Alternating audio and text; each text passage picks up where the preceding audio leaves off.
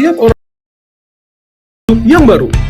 Tidak hanya dalam kebersihan dan kesehatan, kita juga harus memiliki cara khusus untuk mengelola dana atau keuangan. Apa yang sudah Anda siapkan semasa bekerja untuk masa pensiun Anda? Bagaimana caranya memaksimalkan dana lebih secara optimal, tapi dengan gaya hidup yang sama? Apakah mungkin di saat butuh dana yang mendesak, dana bisa diambil kapan aja tanpa ribet? Kami punya solusinya. Bravo adalah cara new normal kembangkan dana optimal dengan fitur unik untuk mengelola gaji kamu setiap bulannya, sekaligus untuk menikmati berbagai kemudahan transaksi secara digital. Sebagai solusi yang tepat, Bravo menawarkan 3 keunggulan yang praktis dan inovatif. Bravo membantu mengoptimalkan gajian kamu karena tidak dipotong biaya yang biasa dibebankan pada saat penerimaan gaji. Biaya hanya dikenakan atas saldo iuran yang ditarik. Kapan aja kamu perlu dana, saldo iuran dapat ditarik sesuai kebutuhan dengan menggunakan fasilitas link aja. Informasi saldo, iuran, dan pengembangannya, serta laporan transaksi dapat diakses kapan aja dan lebih mudah melalui aplikasi GoNiClick dan portal iServices di ponselmu. Saatnya beralih ke cara new normal untuk pengelolaan dana yang lebih optimal, praktis, dan inovatif untuk wujudkan semua impianmu. Daftarkan dirimu sekarang atau hubungi Customer Relationship Officer kami untuk penjelasan lebih lanjut. Hidup itu nggak boleh ada batas. Karena banyak hal yang perlu kita ketahui. Tahu berita terkini, tahu informasi terlengkap, tahu yang paling cepat, tahu teknologi dan tempat hangout. Supaya kamu jadi tahu semua. Dan yang paling penting, informasi itu harus cepat. Klik zone.com sekarang. Tahu cepat tanpa batas.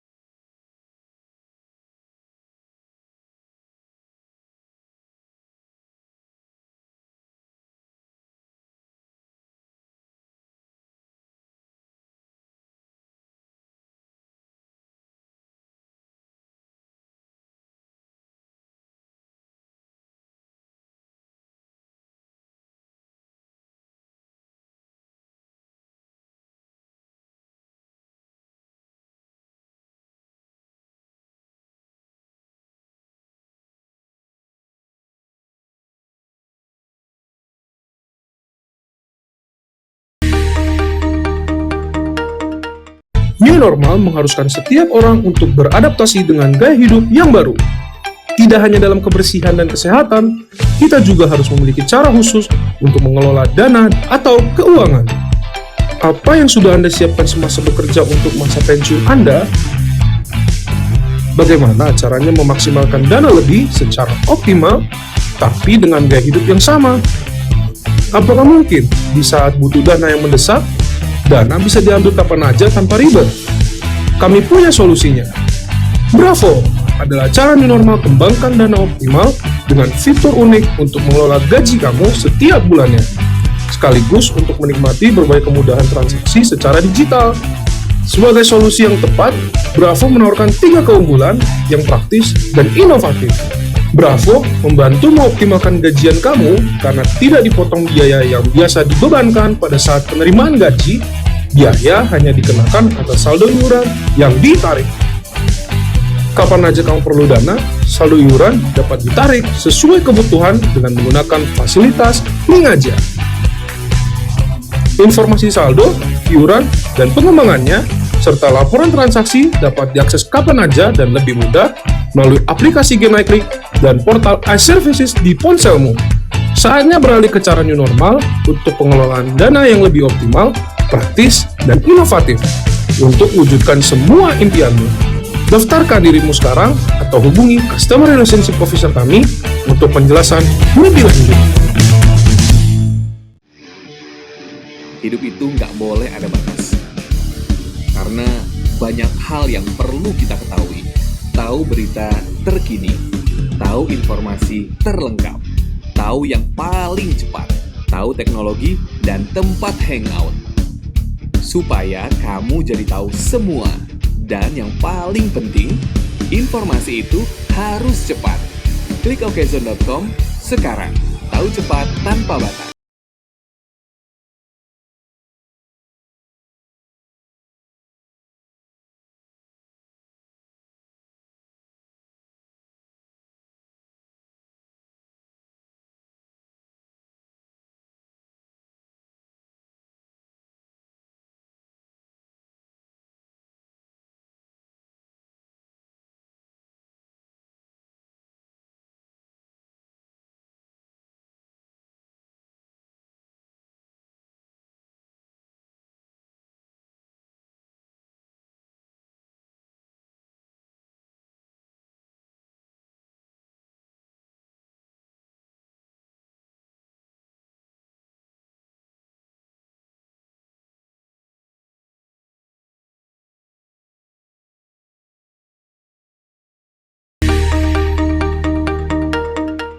New normal mengharuskan setiap orang untuk beradaptasi dengan gaya hidup yang baru.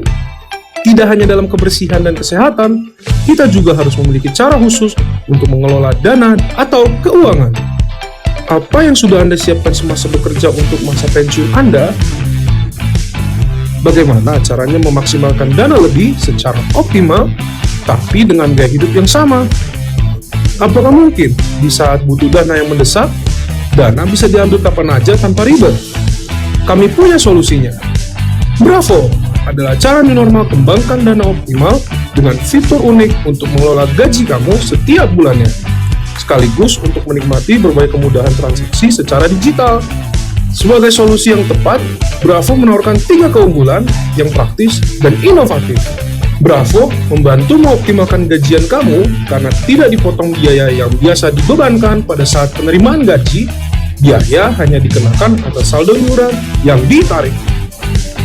Kapan aja kamu perlu dana, saldo iuran dapat ditarik sesuai kebutuhan dengan menggunakan fasilitas link aja.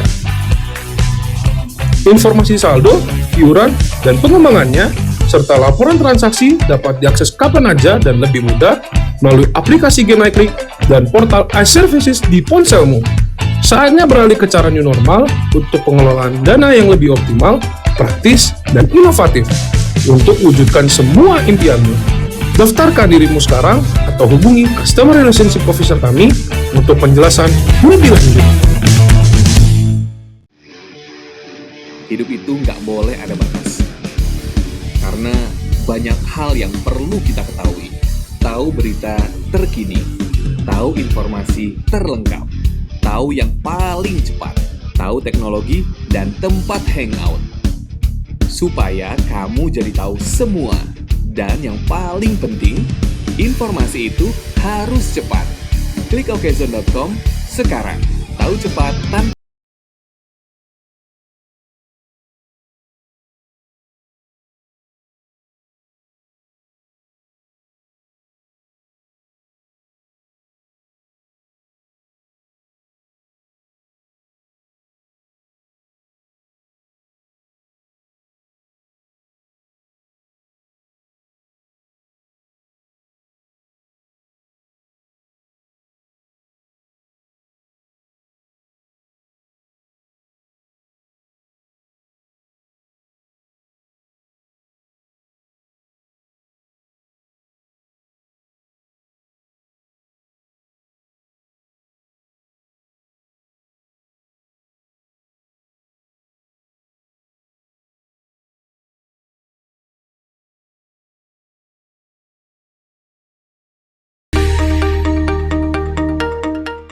New normal mengharuskan setiap orang untuk beradaptasi dengan gaya hidup yang baru.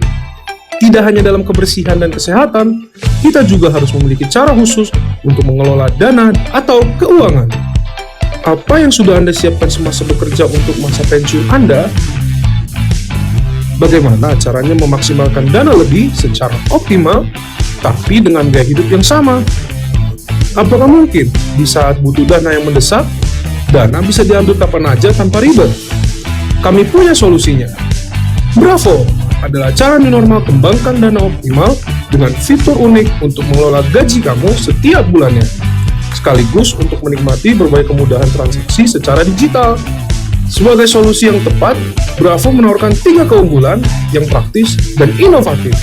Bravo membantu mengoptimalkan gajian kamu karena tidak dipotong biaya yang biasa dibebankan pada saat penerimaan gaji. Biaya hanya dikenakan atas saldo iuran yang ditarik. Kapan aja kamu perlu dana, saldo iuran dapat ditarik sesuai kebutuhan dengan menggunakan fasilitas link aja. Informasi saldo, iuran, dan pengembangannya, serta laporan transaksi dapat diakses kapan aja dan lebih mudah melalui aplikasi GoNaiklik dan portal iServices di ponselmu. Saatnya beralih ke cara new normal untuk pengelolaan dana yang lebih optimal, praktis, dan inovatif untuk wujudkan semua impianmu. Daftarkan dirimu sekarang atau hubungi Customer Relationship Officer kami untuk penjelasan lebih lanjut. Hidup itu nggak boleh ada batas. Karena banyak hal yang perlu kita ketahui. Tahu berita terkini, tahu informasi terlengkap, tahu yang paling cepat, tahu teknologi dan tempat hangout. Supaya kamu jadi tahu semua. Dan yang paling penting, informasi itu harus cepat. Klik okezone.com sekarang. Tahu cepat tanpa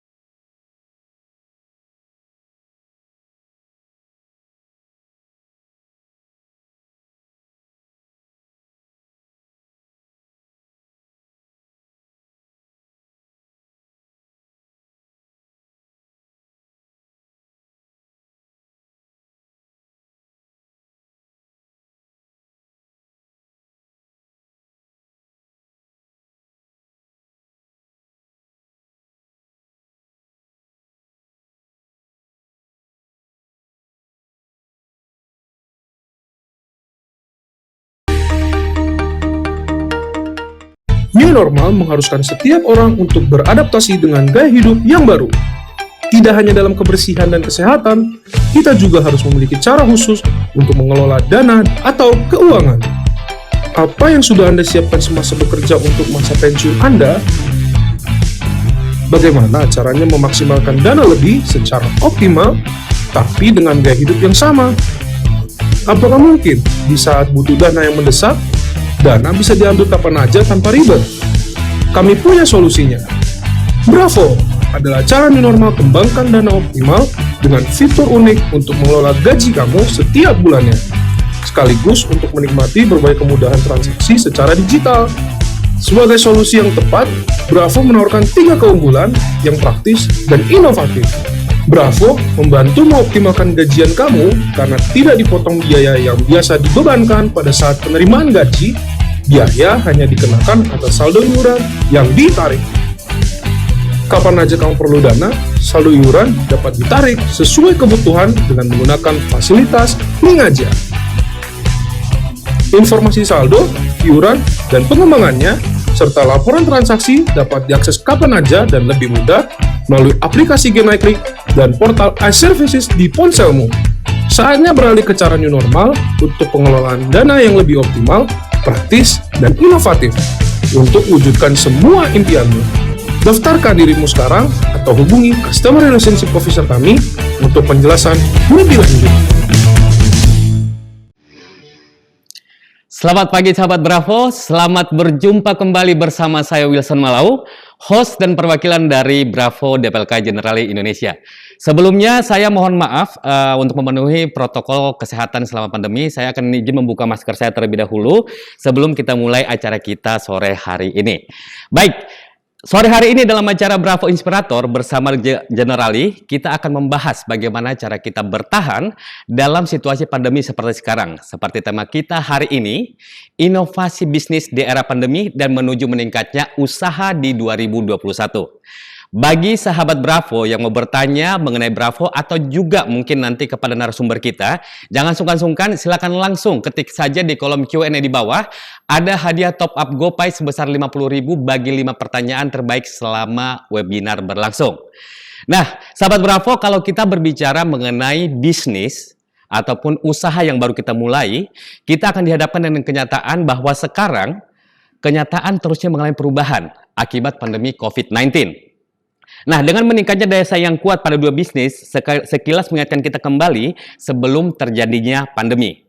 Banyak sekali bisnis kopi yang bermunculan di Indonesia, dan sekarang gimana sih kabarnya pelaku-pelaku usaha yang membuka bisnis sebelum era pandemi? Karena itu, sore hari ini kita akan berbincang bersama para narasumber spesial kita secara virtual untuk membahas dengan lebih lengkap dan dengan lebih detail apa sih yang harus kita lakukan untuk bisa bertahan di era saat ini. Nah, kita sudah kehadiran 3 narasumber yang sungguh spesial dan saya akan panggilkan narasumber pertama. Beliau pernah menjabat sebagai Menteri Pertanian dan saat ini beliau adalah penggagas Dewan Kopi Indonesia. Saya mau sambut Bapak Dr. Insinyur Anton Apriantono MS. Selamat sore Pak Anton. Selamat sore, Assalamualaikum. Waalaikumsalam Pak, apa kabar Pak? Alhamdulillah, baik. Baik Pak, sebelum kita lanjut Pak, saya mau undang dulu Pak untuk pembicara kita yang kedua. Beliau merupakan owner dari DMC Kopi dan juga Ketua Koperasi Lampung Maju Mandiri. Dan beliau merupakan penggagas usaha di bisnis kopi. Saya mau sapa dulu Pak Mahatma Gandhi. Pak Mahatma, selamat sore Pak. Halo Pak, selamat sore. Mas siapa ya? Dengan Wilson Pak, saya Pak. Hai, Mas Wilson, apa kabar? Baik Pak. Sore-sore. Gimana Pak, di rumah Pak aman ya Pak ya?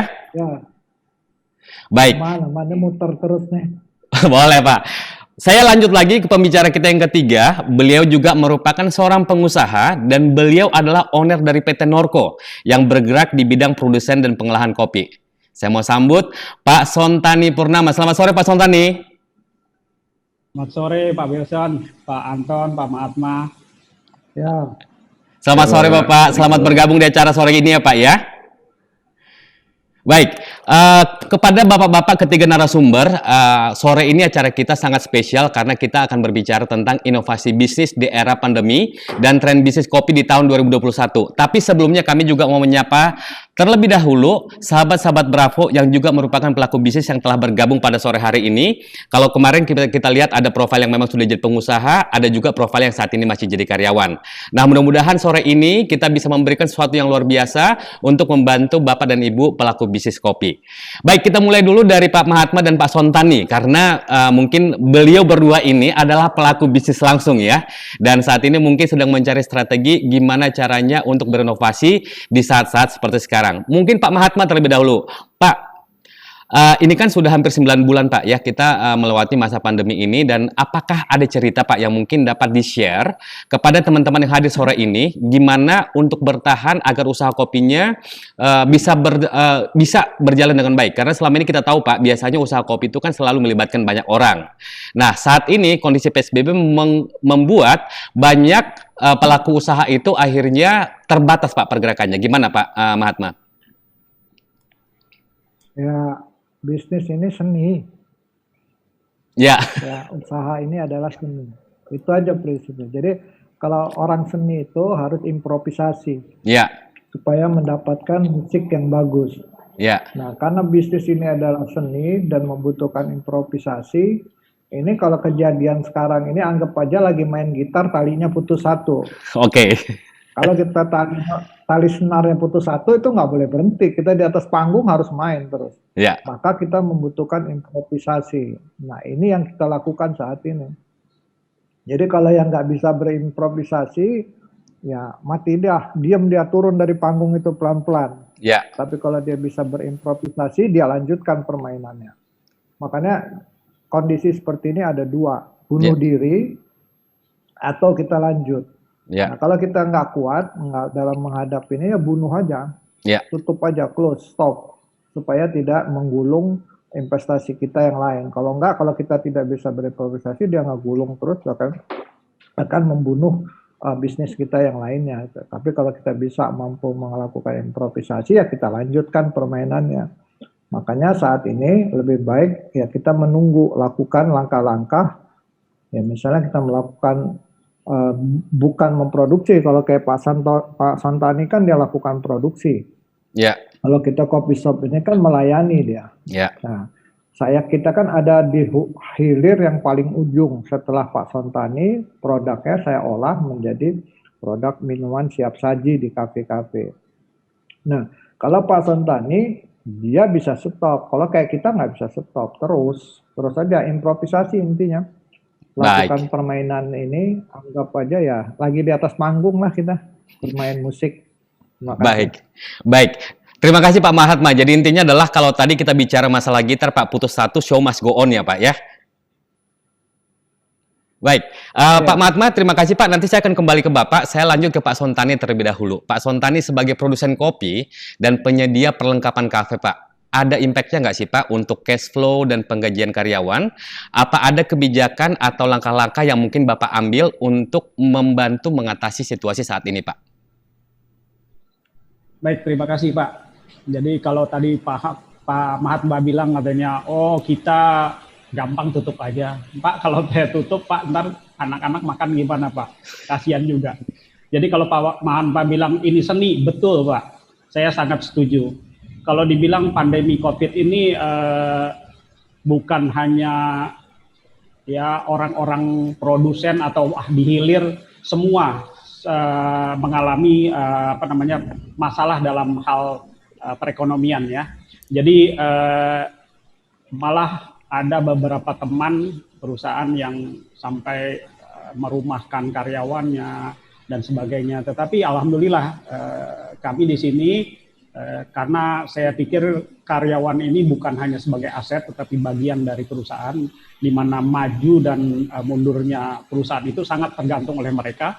Sehingga saya mengambil satu komitmen bahwa kita tidak akan melakukan pemutusan hubungan kerja ataupun pengurangan jam kerja, termasuk pengurangan gaji. Ya. Walaupun kalau boleh saya katakan bahwa setelah pandemi ini ya kebetulan Norco ini berdiri tahun 2019 pertengahan, dan sebenarnya kalau kita prediksikan awal tahun ini kita sudah bagus lah ya. Tetapi mulai dari bulan Februari ke Maret itu mulai terjadi pandemi, dan puncaknya ya kita juga sempat tutup ya sesuai dengan anjuran pemerintah waktu itu kita sempat tutup. Tapi saya berpikir kalau saya tutup ya income saya dari mana gitu, karena inilah hajat hidup bukan saja kita saya sendiri tetapi juga karyawan-karyawan.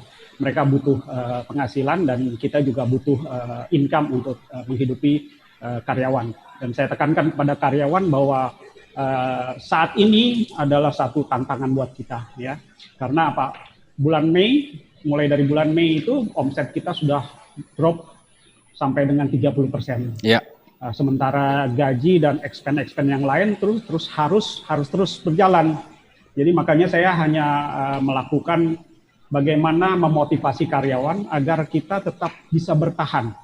Bahwa kita di saat pandemi ini, di saat ini menjadi satu halangan buat orang lain, tetapi biarlah ini menjadi satu peluang buat kita. Kita lakukan inovasi-inovasi, ya kalau tadi Pak bilang kita produsen ya, lalu kita buat satu produk-produk baru, kita lihat di pasar bagaimana minat daripada penikmat kopi, maka kita mulai masuk ke segmen-segmen itu. Nah, itulah kira-kira yang bisa kita lakukan agar perusahaan itu tetap survive dan perekonomian kita dapat kembali bergerak.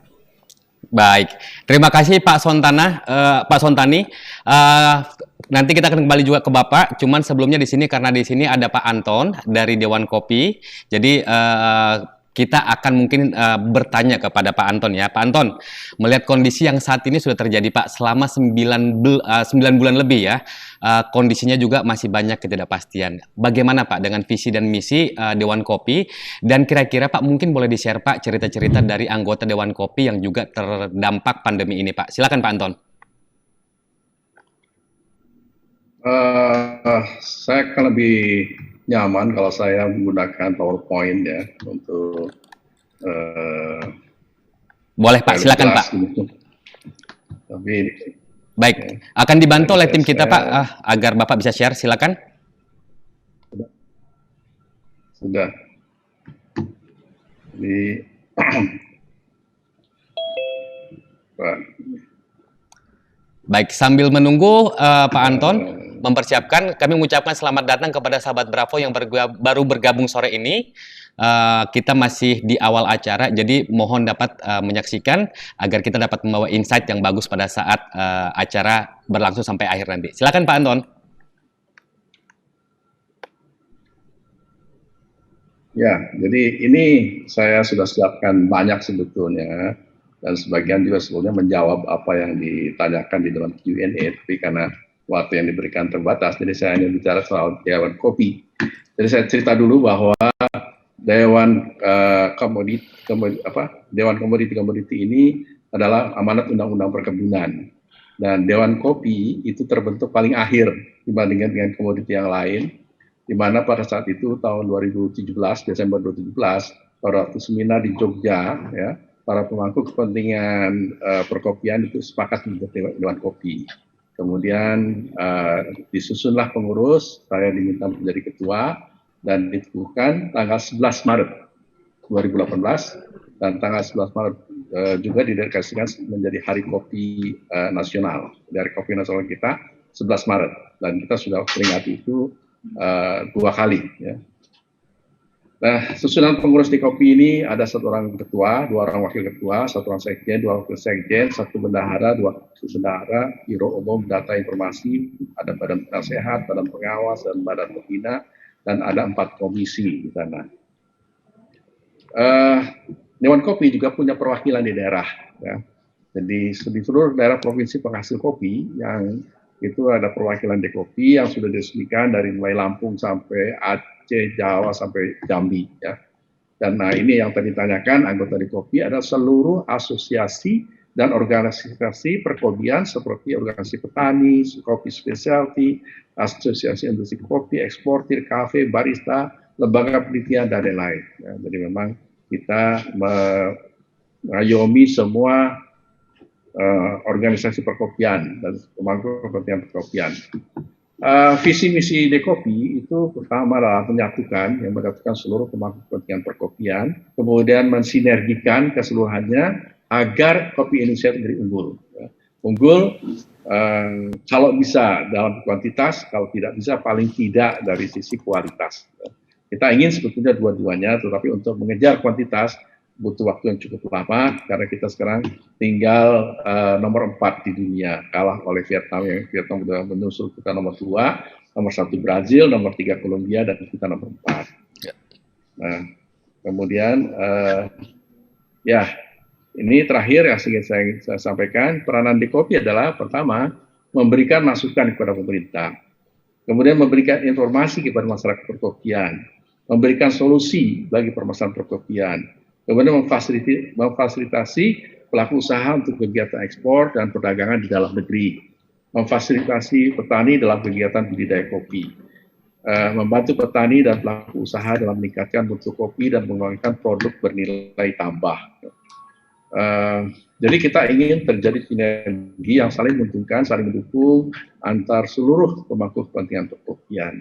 Nah, upaya-upaya sudah kita lakukan selama terjadinya pandemi ini. Kita berusaha memfasilitasi ya penerima KUR, para petani kopi itu dari berbagai daerah sudah kita fasilitasi. Selanjutnya tentu itu adalah di tangan perbankan ya, yang itu. Kemudian kami juga dalam waktu dekat akan meluncurkan sekolah kopi, sekolah ekspor kopi. Ya. Ini terbuka bagi seluruh UKM seluruh Indonesia asalkan menjadi anggota Dewan Kopi. Kemudian tentu ada upaya-upaya lain, terutama tadi yang kaitannya dengan masukan kepada pemerintah, kita sudah berikan ya kepada pemerintah. Kemudian kita juga tentunya memberikan pandangan, kemudian pengarahan di berbagai kesempatan dalam webinar-webinar. Itu saja saya kira yang bisa saya sampaikan pada saat sekarang ini. Baik, terima kasih Pak Anton untuk sharingnya Pak, insightful Pak. Ini paling nggak memberikan satu kepastian bahwa teman-teman pengusaha baik pemilik kafe ataupun mungkin yang terlibat di bisnis kopi ini Pak, itu sekarang memiliki satu dewan dan satu payung Pak untuk bisa berdiskusi ya Pak ya. Baik, Pak kira-kira dari sharingnya Pak Mahatma dan juga Pak Sontani terkait dengan tadi yang mereka sudah hadapi Pak, kira-kira Pak dari Dekopi sendiri Pak, Bapak mungkin sebagai ketua Pak ya, kira-kira arahan apa yang harus difokuskan oleh para pengusaha ini Pak? Baik dia mungkin pemilik kafe ataupun mungkin produsen kopi Pak, mungkin bisa dibantu Pak untuk memberikan pengarahan Pak. Ya, jadi kuncinya ada di inovasi. Ya. Inovasi itu bisa dari sisi produk, bisa dari sisi model bisnis, ya, bisa juga inovasi dari sisi cara pemasaran. Ya. Ini yang harus kita perdalam, ya. Banyak pertanyaan-pertanyaan tadi yang mengarah ke arah sana, tapi memang perlu pendalaman. Kalau saya bicara bisnisnya, arti sistem bisnis pemasaran itu bukan domain saya. Saya seorang teknologi pangan. Ya. Tentunya akan bicara produk kalau memang diminta. Oke. Baik, terima kasih Pak. Jadi fokus di inovasi ya Pak ya dalam kondisi seperti ini ya Pak ya, sehingga kita juga bisa bergerak lincah untuk menghadapi perubahan ya Pak ya di sekitar kita ya. Ya. Baik, terima kasih Pak Anton. Setelah sebelumnya kita mendengarkan pengalaman dan cerita dari ketiga narasumber, tadi ada dari praktisi langsung di lapangan, ada juga Pak Anton dari Dewan Kopi, terkait dengan dampak pandemi yang saat ini menerpa bisnis dan juga dunia usaha di Indonesia, khususnya dunia bisnis kopi. Kita paling nggak saat ini tahu bahwa banyak tantangan yang setidaknya harus kita lewati. Nah, dengan kondisi pandemi yang mungkin masih terus berlangsung hingga PSBB kedua diadakan, semua orang harus memutar otak, terutama para pengusaha kopi yang mungkin sebelumnya mempunyai usaha rumahan atau usaha kecil lainnya, dan mereka harus berpikir panjang mengenai bisnis yang dijalankan, tidak hanya untuk beberapa bulan ke depan, namun juga mungkin untuk di tahun 2021, mulai dari memahami cash flow management, kemudian juga melihat peluang bisnis yang ada di market, inovasi, memperluas koneksi, dan pastinya juga update terhadap perkembangan digital. Nah, saya kembali ke Pak Mahatma, inovasi apa saja nih Pak yang sudah dilakukan oleh DMC Cafe untuk menghadapi dan untuk bertahan di masa pandemi sekarang ini Pak? Silakan Pak Mahatma.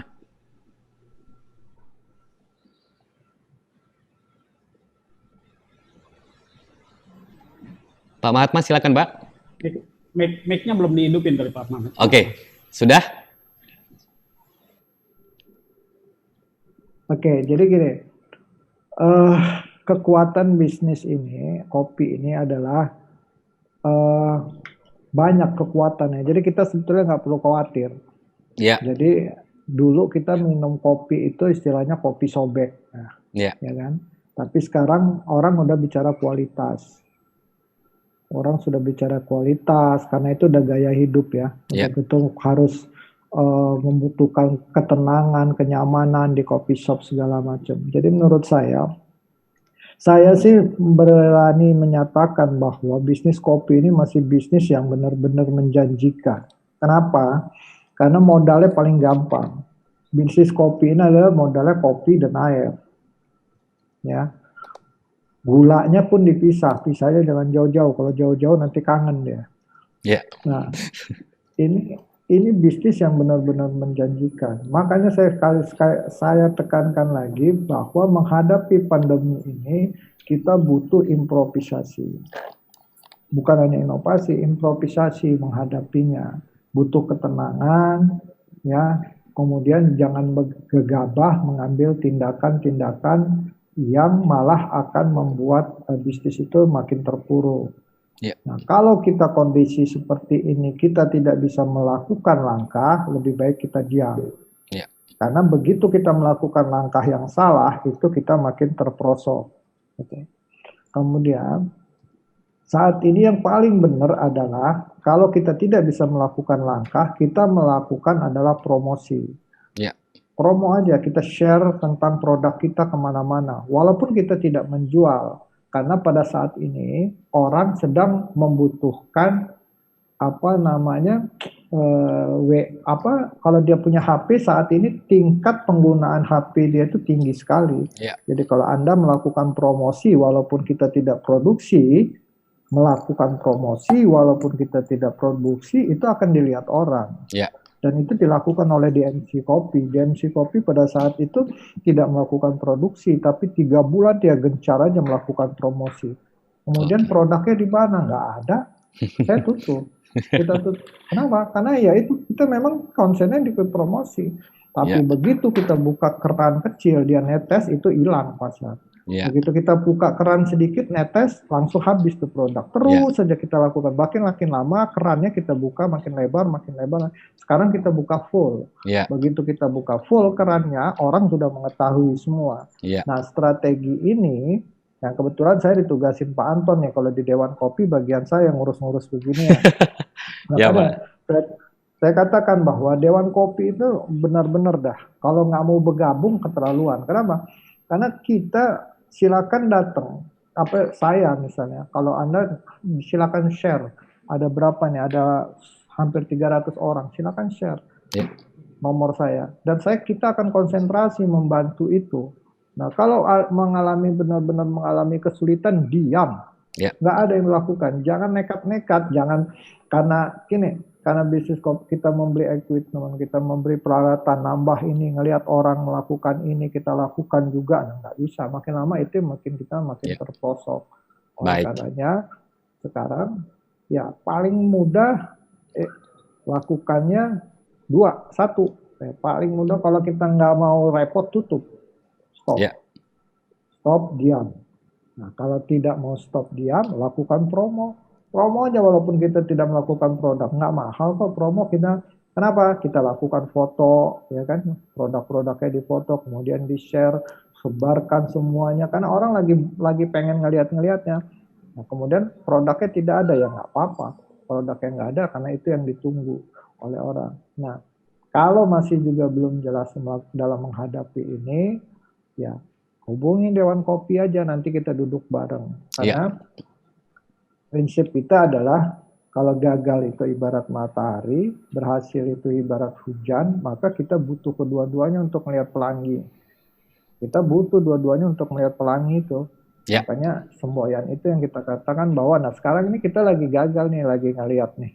Gagal, lagi berhadapan dengan matahari. Tapi yakinlah bahwa kedua-duanya akan kita hadapi sehingga kita bisa melihat pelangi yang bagus. Baik. Itu, Mas. Baik, terima kasih Pak Mahatma untuk insight-nya. Kalau kita lihat tadi juga sudah termasuk penetrasi digital ya, dan melakukan promosi tadi sudah dilakukan oleh DMC Coffee. Baik, mungkin saya kembali ke Pak Sontani. Kalau di Nostro Pak, bagaimana? Apa kira-kira peluang yang bisa dijajaki oleh perusahaan Bapak pada masa pandemi sekarang Pak? Silakan Pak Sontani. Terima kasih Pak. Boleh saya izin share Pak? Boleh, silakan Pak. Baik. Akan dibantu oleh tim kita. Sudah beres? Siap. Ya, oke, terima kasih. Sudah terlihat ya? Sudah Pak, silakan Pak. Kebetulan kami ini memang Norco ini fokusnya adalah sebenarnya untuk mensuplai Horeca ya, termasuk kafe.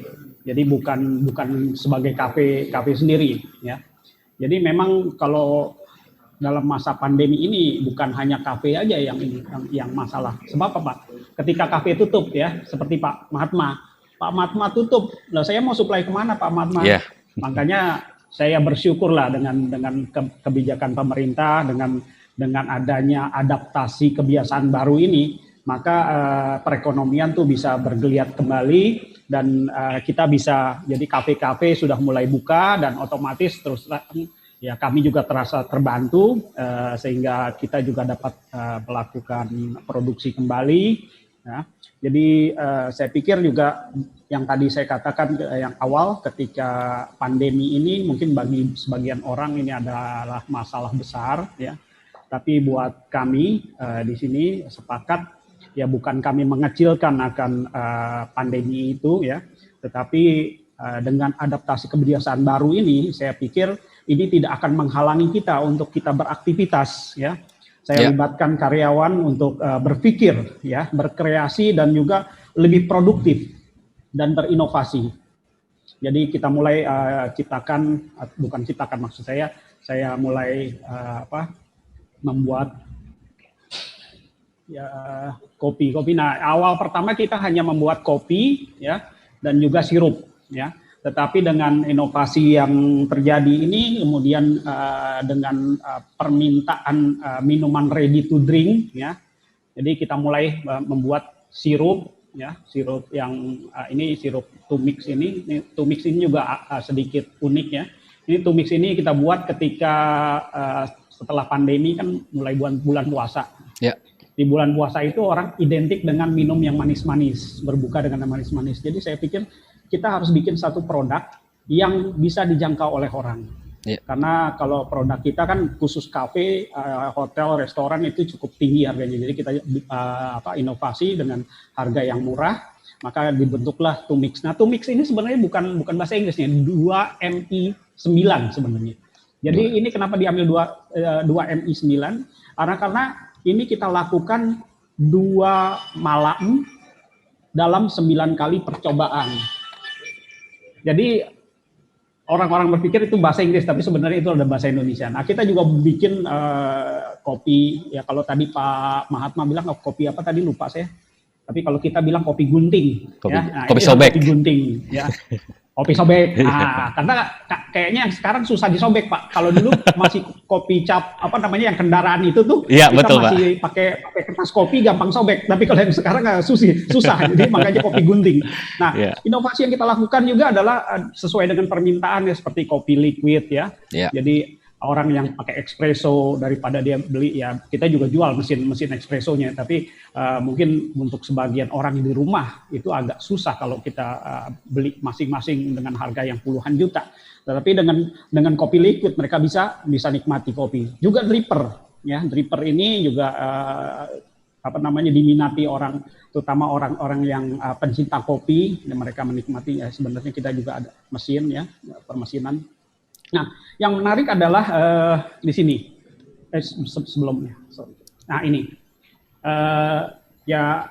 ini data dari Kementerian Pertanian ya, prediksi konsumsi kopi ya. Kalau kita lihat katanya di 2021 ini ada peningkatan lagi menjadi 370 ton ya. Nah, saya pikir itu satu kesempatan buat kita ya. Jadi kalau ketika orang lain berpikir bahwa ini masa yang sulit, masa ini, tapi ternyata kebutuhan kita terus meningkat. Bahkan survei dari Petovin kalau tidak salah ya, minuman kekinian itu terus meningkat. Ya. Jadi makanya kenapa kita juga, ya mohon maaf nih Pak Mahatma nih, saya sebagai produsen akhirnya turun juga gitu ke yang tadinya kita B2B, ya jadi B2C, ya karena kita ngelihat bahwa ternyata banyak juga peminum-peminum kopi, ya penikmat-penikmat kopi ya seperti Pak Anton gitu. Tapi dia kan nggak mau, bukan nggak mau ya, sulit kalau harus pergi kemana, ke kafe-kafe. Maka kita sediakan lah tadi yang drippernya, yang kopi liquid. Jadi kita turun juga ke B2C. Nah ini yang kita lakukan. Ya, dari 370 ton ini ya kita berharap bahwa kita juga dapat bagian dari itu. Terus kemudian juga peluang yang sama juga kita lihat bahwa ternyata ada surplus juga dari produksi kita. Bahwa ada surplus sebanyak 400 ton lebih. Nah, 400 ton ini kan mau nggak mau kita harus ekspor. Jadi makanya saya juga ya walaupun kita belum ekspor, tetapi ini adalah satu pasar juga buat kita. Supaya apa? Supaya kopi kita juga makin dikenal. Ya tadi kalau Pak Anton bilang bahwa kita produsen keempat, iya, sangat disayangkan sekali gitu ya. Bahwa sebenarnya kopi kita tuh sangat bagus, maksudnya sebenarnya bisa dijaga dengan baik, tetapi kita bisa kalah ya terutama dengan Vietnam gitu, yang Vietnam yang sebenarnya harusnya kita lebih tinggi dari Vietnam. Makanya itu ya mungkin dengan kehadiran Dekopi juga saya pikir itu adalah satu booster untuk perindustrian kopi di Indonesia untuk lebih meningkatkan kualitas dan kuantitasnya sehingga kopi kita benar-benar diperhitungkan ya kita juga sudah bekerja sama juga untuk membuat mesin ya dari beberapa industri lokal, pembuat mesin roasting, mesin pulper itu kita sudah bekerja sama, dan kebetulan juga kita juga bekerja sama dengan pemerintah Kabupaten Subang, pemerintah termasuk LIPI ya. LIPI juga kita ada kerjasama LIPI untuk pengembangan mesin. Saya juga bekerja sama dengan pemerintah Kabupaten Gunung Kidul. Nah, yang Gunung Kidul menarik ini, mungkin Pak Anton juga mungkin bisa support juga ini ya, Pak Mahatma juga Pak Wilson juga ya, dan semua sobat-sobat Bravo di sini ya. Jadi nanti mungkin tanggal ini, mohon maaf nih, saya sedikit promosi boleh ya? Boleh Pak. 1 menit ya Pak ya? Boleh ya. Ya, ini terakhir aja.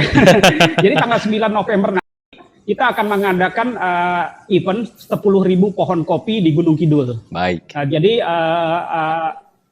kita minta donasi untuk satu pohonnya Rp5.000, berapapun donasi yang disampaikan, saya akan mengucapkan terima kasih karena ini adalah untuk menaikkan taraf hidup petani dan juga kalau saya bilang di Jogja sendiri, khususnya Gunung Kidul sebenarnya tidak ada kopi, tapi kemarin saya sudah coba tanam beberapa kopi, ternyata itu berhasil.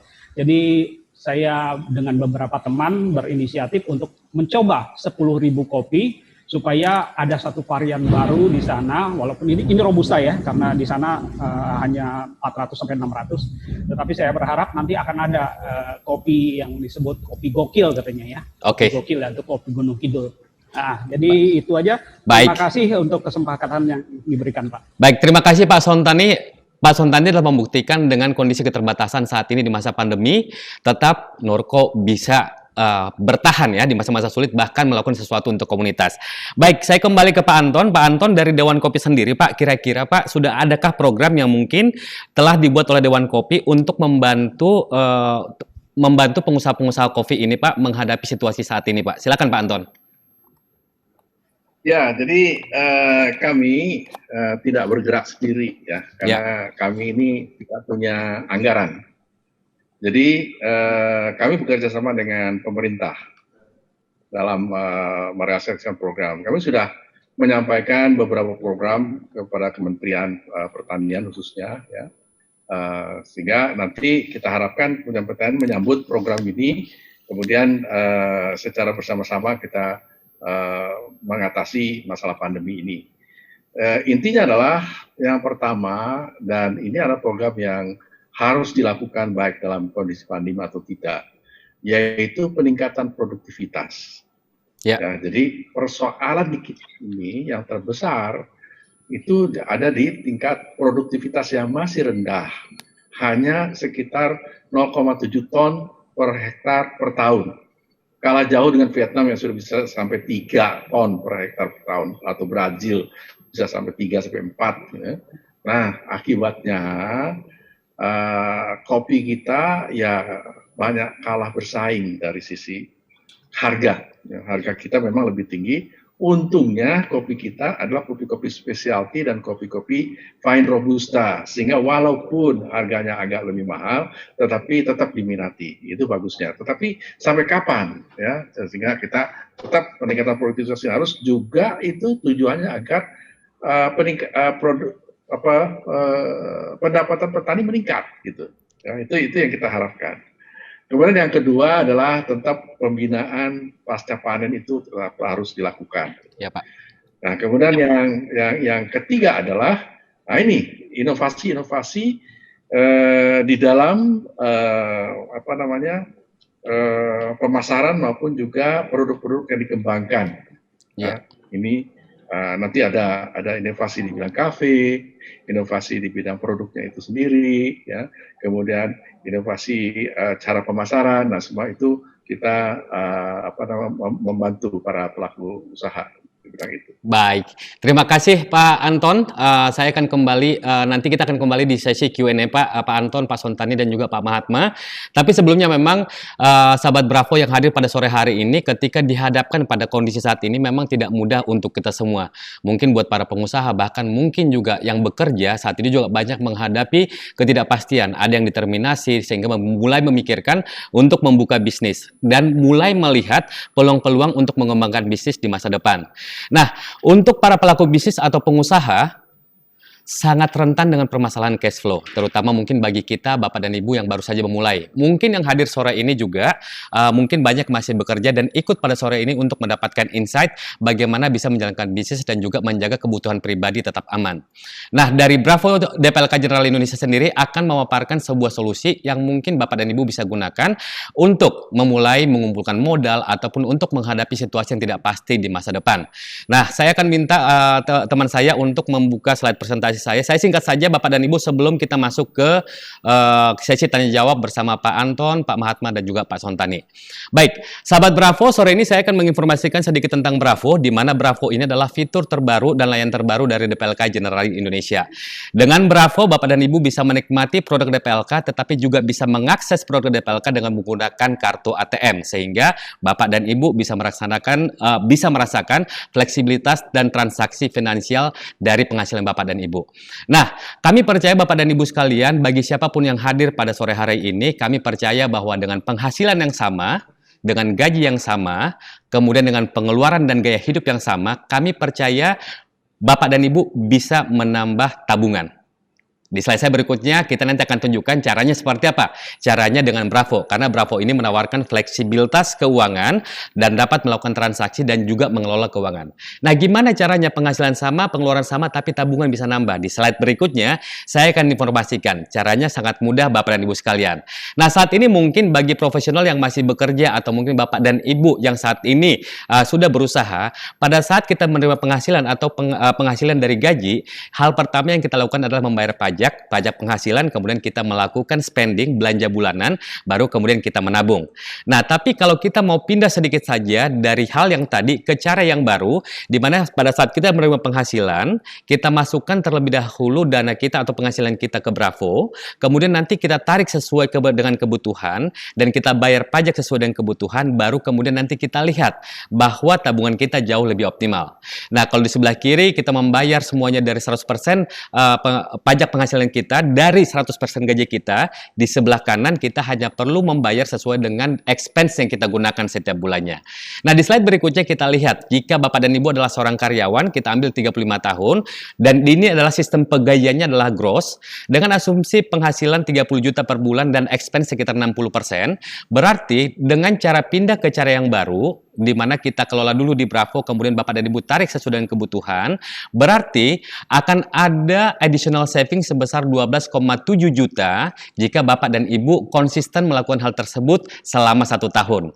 Kita lihat dampaknya secara dalam durasi yang lebih lama, 10 tahun misalnya, berarti ada additional saving yang Bapak dan Ibu dapatkan sebesar 204 juta poin 1. Nah, cara ini jika kita konsisten mau menabung terlebih dahulu, kemudian kita tarik expense kita, ini akan membantu Bapak dan Ibu untuk mengelola expense secara tepat setiap bulannya.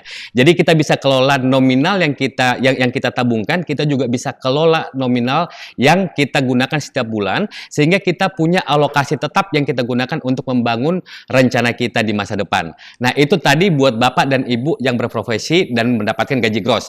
Nah, bagaimana kalau misalnya Bapak dan Ibu pengusaha atau mungkin mendapatkan gajinya net? Caranya tetap sama. Di slide berikutnya, setelah menerima penghasilan, kalau saat ini mungkin kita setelah menerima penghasilan, yang kita lakukan adalah fokus dengan pengeluaran, kemudian kalau ada sisa, baru kita menabung. Nah, kalau kita mau pindah setelah menerima penghasilan, kita tabungkan terlebih dahulu, kemudian nanti setelah ditabung, kita lihat dulu nih, expense kita setiap bulan berapa. Jadi kita baru tarik dari tabungan kita, nominal yang kita butuhkan setiap bulan, sehingga kita punya waktu untuk menganalisa apakah pengeluaran bulan tersebut harus kita keluarkan atau tidak. Nah, dengan cara demikian, kami juga percaya bahwa tabungan Bapak dan Ibu bisa lebih optimal. Contohnya, di slide berikutnya kita sudah buat satu plan. Misalnya Bapak dan Ibu membutuhkan dana 50 juta untuk membuka coffee shop. Nah, ada beberapa pilihan waktu. Contoh, kalau Bapak dan Ibu mau lebih ringan, hanya dengan 500 ribu per bulan, berarti Bapak dan Ibu bisa mengumpulkan modal sebesar 50 juta dalam 8 tahun. Mungkin plan Bapak dan Ibu adalah 4 tahun ke depan. Dengan 4 tahun, hanya dengan iuran 1 juta per bulan, Bapak dan Ibu sudah memiliki modal untuk membuka coffee shop. Mungkin lebih singkat lagi, contoh dengan iuran 2 juta per bulan, ditabungkan terlebih dahulu 2 juta per bulan, berarti Bapak dan Ibu hanya membutuhkan waktu 2 tahun untuk membuka bisnis coffee shop ini. Nah, di slide berikutnya, kami juga akan membantu Bapak dan Ibu, apapun rencananya, mungkin memiliki coffee shop, mungkin ekspansi bisnis nih bagi Bapak dan Ibu yang saat ini sudah memulai bisnis, atau mungkin ada rumah nanti yang akan dibeli, atau mungkin mobil baru untuk operasional di kantor. Itu bisa saja kami bantu, karena Bravo akan membantu Bapak dan Ibu mewujudkan setiap rencana Anda dengan pengelolaan finansial yang tepat dari penghasilan yang diterima saat ini. Nah, Bapak dan Ibu, setiap hari kami ada diskusi tentang keuangan, diskusi Bravo. Kami akan membantu Bapak dan Ibu untuk mengelola keuangan lebih baik lagi. Di situ nanti tim kami ada 3 orang, ada Alif Sugiarto, ada Sumarlin, dan ada Effendi. Ini adalah 3 pilihan waktu yang Bapak bisa pilih, Bapak dan Ibu bisa pilih. Dan nanti di luar jadwal ini, kami juga akan sesuaikan dengan jadwal dari Bapak dan Ibu. Sehingga kita bisa berdiskusi dari cash flow yang saat ini ada, berapa yang harus disisihkan untuk ditabungkan agar kita bisa mengelola keuangan untuk perencanaan bisnis kita ke depannya. Nah, itu dari saya, cukup 5 menit saya presentasi. Di situ ada kontak number dari tim kami, dan terima kasih telah mendengarkan presentasi Bravo. Saya kembali ke narasumber kita. Kita sudah menerima pertanyaan-pertanyaan dan kita akan menjawab ya. Di sini ada, boleh mungkin ditampilkan untuk pertanyaan. Oke. Ini ada pertanyaan yang ditujukan kepada ketiga narasumber kita. Saya bacakan dulu, ada satu pertanyaan ke Pak Sontani ya Pak ya. Nanti mohon dibantu dijawab Pak. Dari Rula Sidoarjo. Bagaimana caranya agar produk yang kita buat nantinya itu bisa menjawab keinginan pasar saat ini? Silakan Pak Sontani, dibantu untuk menjawab Pak. Baik, pertanyaannya tadi, sorry diulang. Bagaimana caranya agar produk yang dibuat Pak bisa menjawab keinginan pasar saat ini Pak? Aha, oke. Saya pikir sebenarnya pertanyaan terbalik. Ya. Ya. Jadi sebelum kita melakukan satu produksi atau memproduksi satu produk, ya, alangkah lebih baik kita melakukan survei. Jadi misalnya sekarang ini di Jawa, Jogja ya, Jogja, Jawa Tengah itu cenderung kalau teh itu pakai gula, gitu. Oke. Jadi kalau kita jual teh di sana tanpa gula, ya kemungkinan tuh nggak akan laku. Ya. Nah, lain mungkin di daerah Sumatera Selatan, Sumatera Barat. Mereka anti kalau dibilang ya, anti gula.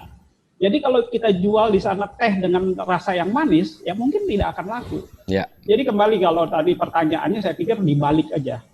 Jadi sebelum kita melakukan satu proses produksi atau memproduksi sesuatu barang, itu kita harus survei dulu. Apa sih keinginan? Karena apa? Yang kita jual ini kan untuk konsumen. Ya. Ya, bukan untuk kita. Menurut saya ini enak, tetapi kalau menurut konsumen itu nggak enak, mereka nggak akan mau beli produk kita. Ya. Jadi kita harus tanya dulu konsumen seperti apa yang mereka mau. Nah, itulah yang kita buat untuk mereka. Demikian, Pak. Baik, terima kasih Pak Sontani. Jadi mungkin perlu dilakukan survei sebelum kita mulai bisnis ya Pak ya. Mungkin juga kita bisa coba lakukan survei dengan orang-orang terdekat di sekitar kita ya Pak ya. Baik. Dari Pak Sontani, saya beralih, tadi ada Rula, ada pertanyaan dari Taumi Firman ya.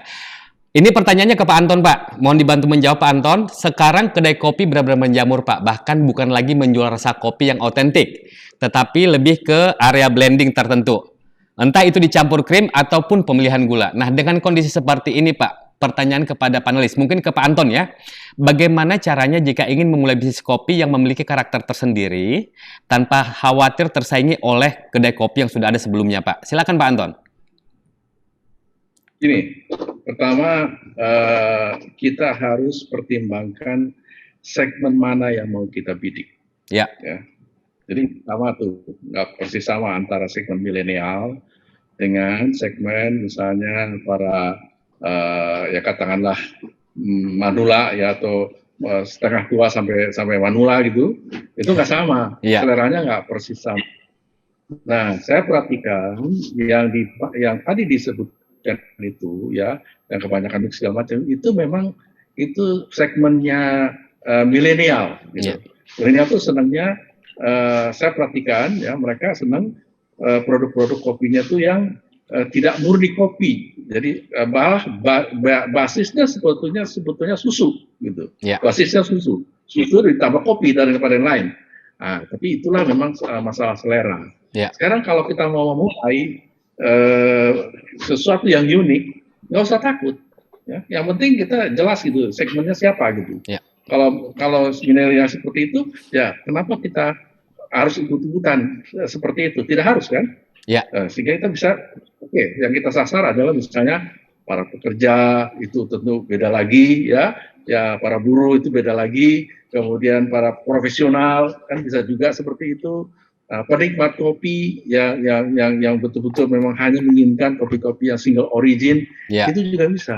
Jadi pilihan ada di tangan kita, yang penting jelas segmennya siapa yang kita bidik, kemudian kalau kita sudah punya bayangan, kemudian nggak usah takut untuk melangkah. Nanti dari situ kita akan bisa melakukan fine tuning lah istilahnya, penyesuaian. Baik, terima kasih Pak Anton untuk arahannya Pak. Saya lanjut ke pertanyaan berikutnya dari Ibu Galuh Eka. Bagaimana cara mengajukan Bravo? Apakah kalau tersendat kredit bisa diajukan? Dan bagaimana caranya bisa tough dalam membangun bisnis di masa pandemi ini? Ini ditujukan kepada tim Bravo ya. Baik, terima kasih Bu Eka. Jadi cara mengajukan Bravo sangat gampang. Nanti akan ada tim kami yang membantu Bapak dan Ibu jika ingin bergabung dengan Bravo. Nanti hanya perlu melengkapi beberapa dokumen ya. Dan apakah kalau tersendat kredit bisa diajukan? Kami informasikan bahwa untuk Bravo sendiri base-nya adalah tabungan ya, jadi bukan kredit. Nanti kami akan bantu nanti untuk Ibu Galuh Eka nanti untuk bagaimana mengelola finansial dalam kondisi saat ini dan kondisi kedepannya, seberapa yang harus dialokasikan untuk membantu membangun bisnis kedepannya ya. Bagaimana caranya bisa tough dalam membangun bisnis di masa pandemi ini? Sama seperti Bravo. Bravo itu adalah inovasi yang kami keluarkan untuk membantu fleksibilitas transaksi finansial untuk produk DPLK. Nah, saran saya seperti tadi sampaikan juga dengan Pak Anton, kemudian juga Pak Sontani, kemudian juga Pak Mahatma, bahwa satu, kita harus terus berinovasi ya. Jadi jangan berhenti katanya, agar kita bisa survive menghadapi perubahan yang ada di bisnis saat ini. Kita lanjut ke pertanyaan berikutnya. Oke, Ibu Lilis Ekawati, apakah peran Bravo untuk membantu bisnis di era pandemi ini dan apa saja yang bisa didapat? Satu hal yang kami bisa bantu adalah financial planning dan juga cash flow ya. Jadi kami bisa membantu Bapak dan Ibu sebagai pengusaha untuk membantu cash flow-nya untuk persiapan masa-masa mendatang. Nanti tim kami akan membantu. Dan yang kedua juga sebenarnya yang bisa kami bantu adalah kita bisa berikan sebuah produk yang sebenarnya dia meskipun dengan iuran kecil tapi Bapak dan Ibu bisa mendapatkan rate setara dengan deposito. Jadi nanti kami akan menghubungi Ibu Lilis untuk membantu menjelaskan secara detail untuk fiturnya. Kita lanjut, ada pertanyaan lagi? Baik, dari Ibu Yeni, ini ke Pak Mahatma ya pertanyaannya ya. Pak, apa saja yang harus kita persiapkan untuk memulai bisnis kopi? Budgetnya apakah besar? Karena untuk memulai usaha di new normal agak susah Pak. Silakan Pak Mahatma.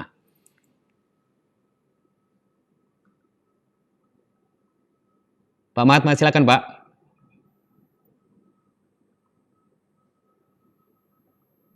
Saya sih nganjurin saat ini buat Bu Yeni, jangan berpikir ke situ dulu lah. Kalau ada bisnis yang sudah dijalanin ya konsen ke bisnis yang ada dulu. Nah tapi kalau harus mau membuka ya seperti tadi Pak Sontani bilang, survei dulu lah. Kita survei tempatnya yang paling cocok yang di mana, ya kan, cocoknya. Kemudian udah dapat survei itu, baru kita lihat pangsa pasar di daerah situ siapa aja. Nah, kalau dia menengah ke atas ya kita bikin coffee shop yang menengah ke atas. Dan itu investasinya lumayan bisa sampai 500 jutaan.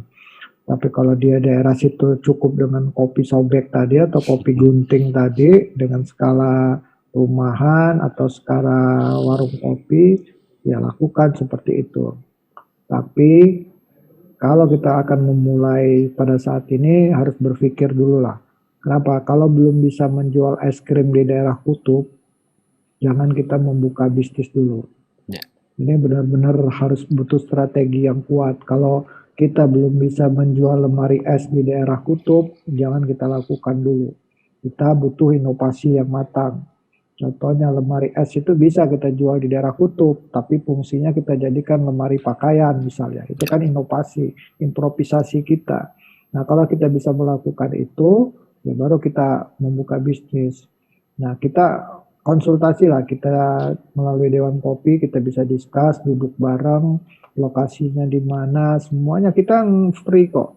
24 jam Dewan Kopi menyediakan fasilitas itu untuk kita sama-sama membangun. Nah ini kan ada finance-nya juga dibantu oleh Bravo. Kemudian kita susun proposal, bikin proposal bisnisnya, bawa ke Bravo, mungkin Bravo bisa mengalokasikan mensolusikan masalah pendanaannya. Jadi ini memang butuh sinergi, kekuatan yang bersama-sama untuk membangun bisnis ini. Itu Mas.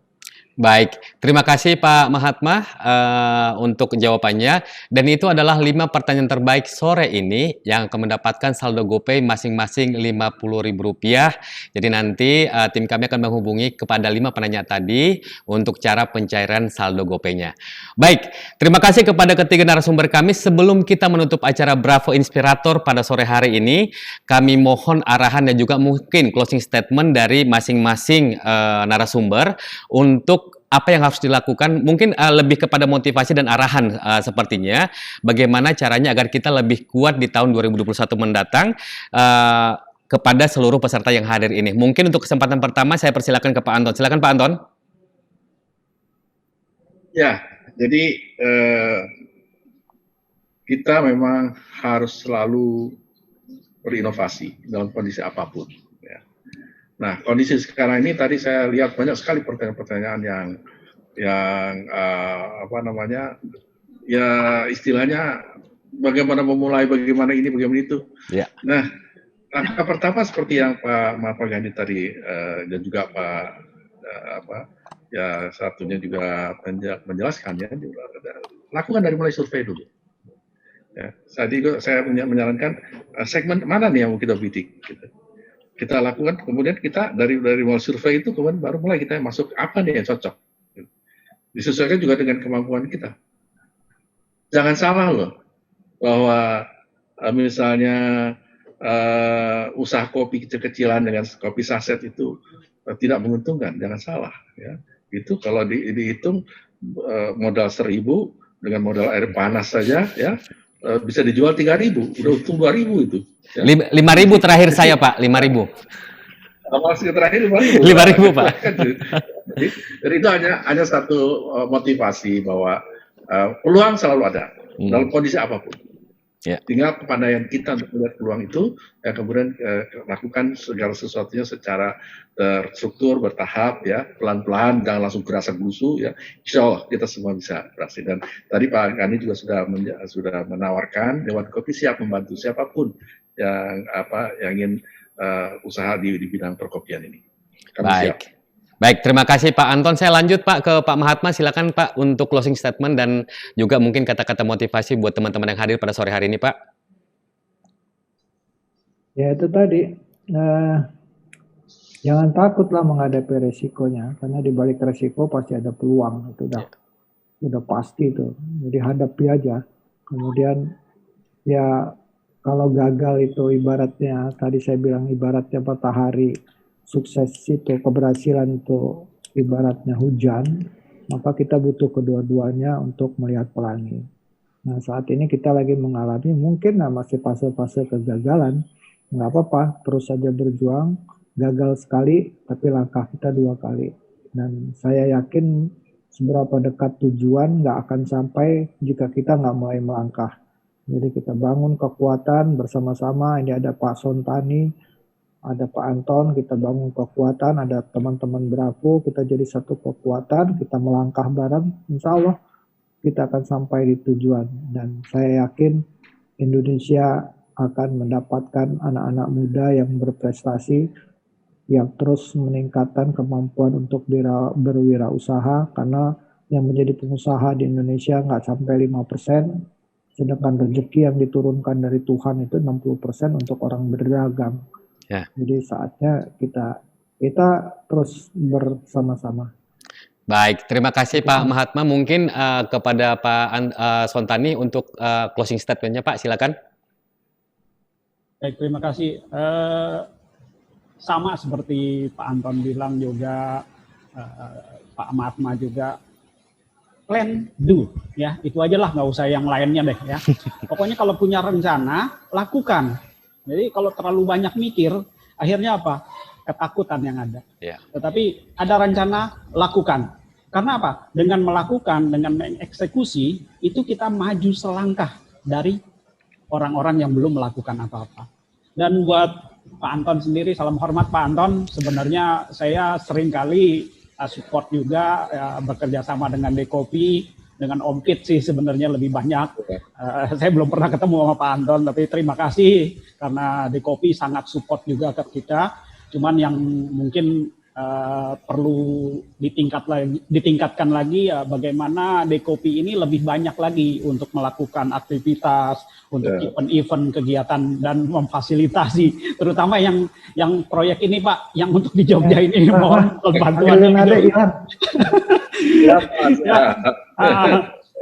Jadi dengan begitu kita bisa benar-benar tadi yang Pak Anton bilang, ya kita geserlah Vietnam lah Pak, paling nggak kita bisa jadi ranking ketiga Pak untuk penghasil kopi di dunia. Demikian mungkin motivasi yang kita bisa berikan kepada sobat-sobat semua, ya lakukan aja. Karena buat saya, prinsip saya adalah tidak ada yang tidak bisa, ya. Yang ada cuman yang nggak mau Pak. Ya. Ya, kita bisa sukses, tapi kalau nggak mau sukses, ya siapa yang bisa menolong gitu ya. Terima kasih. Baik, terima kasih Pak Sontani dan kami mengucapkan terima kasih kepada ketiga narasumber. Ini adalah ujung dari acara kita. Luar biasa sekali. Terima kasih Pak Anton, Pak Mahatma dan Pak Sontani. Pak Wilson. Ya Pak. Pak Wilson, mohon maaf. Tadi saya lihat banyak pertanyaan-pertanyaan ya. Ya boleh saya share sedikit Pak supaya mereka mungkin kalau mau kontak saya karena kebetulan kita juga melakukan pelatihan barista dan juga untuk kalau bagi orang-orang yang mau menyaingi Pak Mahatma, mohon maaf Pak Mahatma ya. Pak Mahatma ya. Kita bukan menyaingi, ya kita bukan menyaingi, tetapi kita benar-benar menggerakkan ekonomi Indonesia ini supaya setiap orang yang tadi Pak Mahatma bilang bahwa kita hanya 5% loh yang wira swasta. Mari semua sobat-sobat, yuk kita wira swasta. Apalagi kalau misalnya dengan bantuan daripada Bravo ya Pak ya. Pak Wilson? Bravo Pak, bravo. Ya. Bravo. Kalau dengan Bravo kita pasti bisa. Jadi kembali yang saya katakan, sekarang kita mau atau enggak? Ya. Ya. Jadi jangan katakan tidak bisa, tetapi mau. Kalau mau kita akan bisa berusaha. Terima kasih Pak. Baik, jadi bagi teman-teman yang ingin berkonsultasi tadi sudah di-share oleh Pak Sontani dan kami mengucapkan terima kasih kepada Pak Anton, Pak Sontani juga Pak Mahatma. Sehat-sehat kita semua Pak. Terima kasih untuk partisipasinya sore hari ini. Ya, selamat sore dan luar biasa sekali. Itu adalah ujung acara kita di acara Bravo Inspirator. Semoga bisa memberikan insight dan juga motivasi kepada teman-teman yang hadir sore hari ini dan mendapatkan tips-tips yang bisa dilaksanakan oleh para narasumber yang diberikan oleh narasumber kita. Terima kasih kepada seluruh narasumber, terima kasih juga kepada seluruh yang hadir sore hari ini dan mudah-mudahan kita tetap dapat meningkatkan motivasi sama seperti yang disampaikan tadi oleh Pak Sontani. Lakukan saja karena itu sudah membuktikan kita selangkah lebih maju. Baik, saya Wilson Malau pamit dari acara sore hari ini dan jangan lupa untuk datang di acara Bravo Inspirator berikutnya. Nanti kami akan komunikasikan tanggal berapa dan temanya apa dan kami mengucapkan apresiasi yang luar biasa untuk semua panitia yang juga ikut membantu melaksanakan acara kita sore hari ini. Selamat sore, stay safe, dan salam Bravo. Sampai ketemu di Bravo Inspirator berikutnya. Terima kasih.